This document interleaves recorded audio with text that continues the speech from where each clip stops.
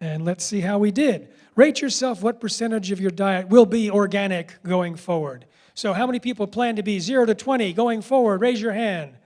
0 to 20, hardly any, that means very low percentage of organic. 0 to 20. Okay, low percentage. Now people understand what I'm saying, and now the hands go down. Okay, 20 to 40, let's see. How many people plan to be 20 to 40% organic? How many people plan to be 40 to 60% organic? 60 to 80% organic? And 80 to 100% organic. And 80 to 100% has it. So we did see a shift here. So I did it in 6 minutes this time. I usually spend an hour. It's much more effective if I spend an hour, but just watch the film. I don't have to talk about it anymore because the film does it. Because I've done the film, I can talk about the bigger existential threat, which I started to, and which I'll now come back to. So now, comparing GMOs to climate change, how many people think that GMOs are nowhere near or not as threatening as climate change? Raise your hand. Not a dry eye in the house, not a hand up. How many people think it's about the same? Raise your hand. Okay, we got a few, we got a couple, 3. And more dangerous, raise your hand. And that's everyone else. Okay, so you can see, I do this to see if the lecture has made a change in your perception and also your plans going forward. Many of you now are planning to eat more organic, and that's great. But what else can we do about this? We can go to protectnaturenow.com, and you could take a picture of this to get the URL. And there's a little social media opportunity for you to share a picture of something or someone you want to protect. And what you're doing is you're sharing the website, protectnaturenow.com, which has the 3-minute video, which you saw earlier. Although it's a British feminine voice, I ended up using an older one for this one.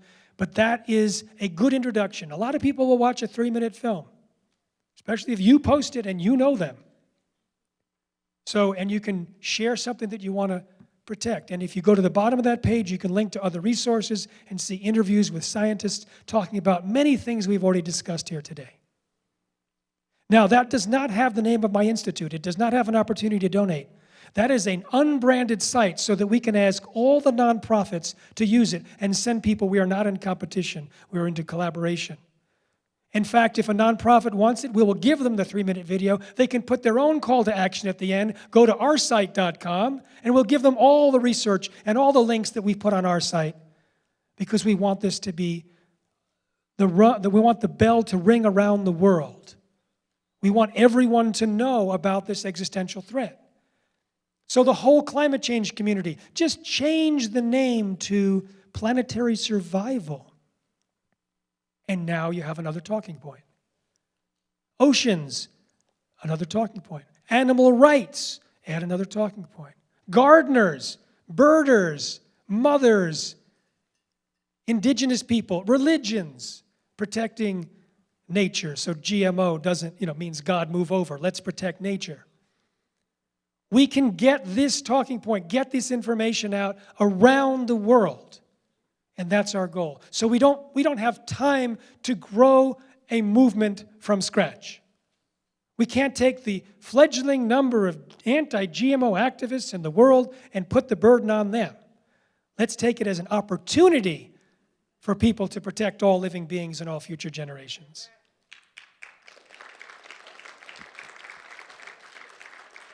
So I'm going to give you some things you can do. You can text this number to join our list.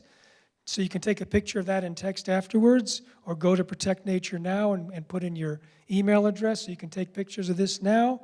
And I'm going to give you a couple other things you can do because we're wrapping up, and now you're going to take all this energy to do something. Otherwise I've totally failed. If you go to non-GMOimproveshealth.com, I've got a gift for you. A book, free, delivered as a PDF, my second book, called Genetic Roulette. And you will see it after you see the summary and the actual survey results of 3,256 people who switched to non-GMO and largely organic food. What did they get better from and why? There's also an interview with Dr. Michelle Peril, the pediatrician, and an update of research that's occurred since the book Genetic Roulette was published. All free at non-GMOimproveshealth.com. If you go to livehealthybewell.com, I have a podcast. You can sign up there or wherever you get your podcasts. And we have links to Secret Ingredients, the movie. We have links to a 90-day lifestyle upgrade to help you adopt an organic lifestyle, which has cooking lessons and how to sprout and how to ferment and more information about the dangers and information about the existential threat. And you'll meet people that have created amazing products at the end of the 90 days. It's like, oh, my whole life is better. How did that happen? And we have, for those that have the question, which is the second most popular question I've been asked in a quarter of a century, in addition to changing our diet, is there anything else that I can do? And I'd always say, it's above my pay grade. But I found 18 experts where it was not above their pay grade. I asked them the questions, they answer your questions. What else can you do? Well, there's detoxing, rebuilding, repairing, and here are supplements, and here are procedures, and here's a diet.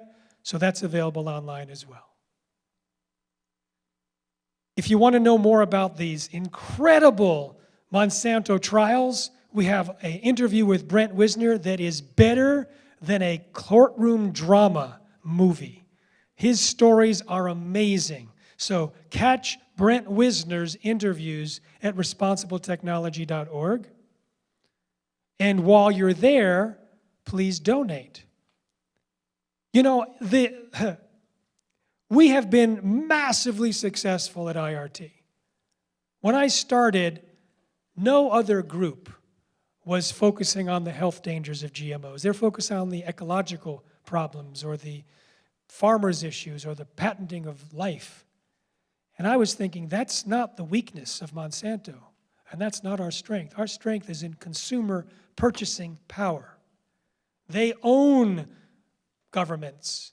They have their own judges and lawyers. They own many levels of the policymakers and the media.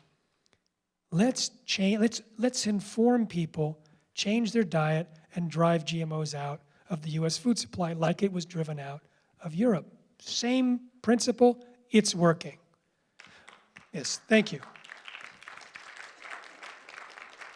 However, to protect nature now from GM bacteria and fish and mosquitoes and grass and trees, your choices in the supermarket are not going to be enough.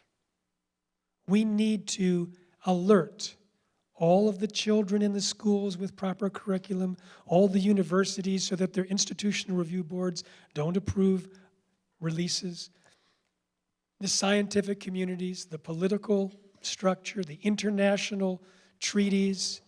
We need to alert the media, the religious people, all these different groups so that everyone realizes we have arrived at this inevitable time in human civilization. It's here. It's not coming. It's here. When you can buy a do-it-yourself CRISPR kit on Amazon for $159, it's here.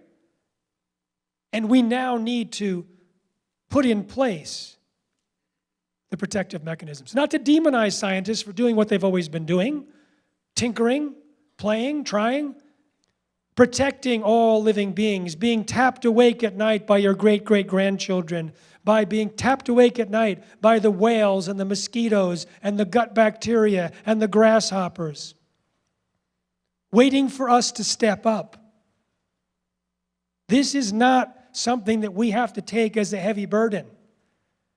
We can take this as an opportunity to do more good than any former member of the human race could ever have done, protecting all living beings for all future generations.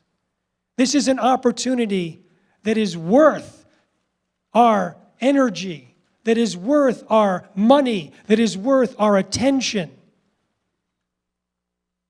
And we get to stand and celebrate the outcome as we pass on the earth to future generations.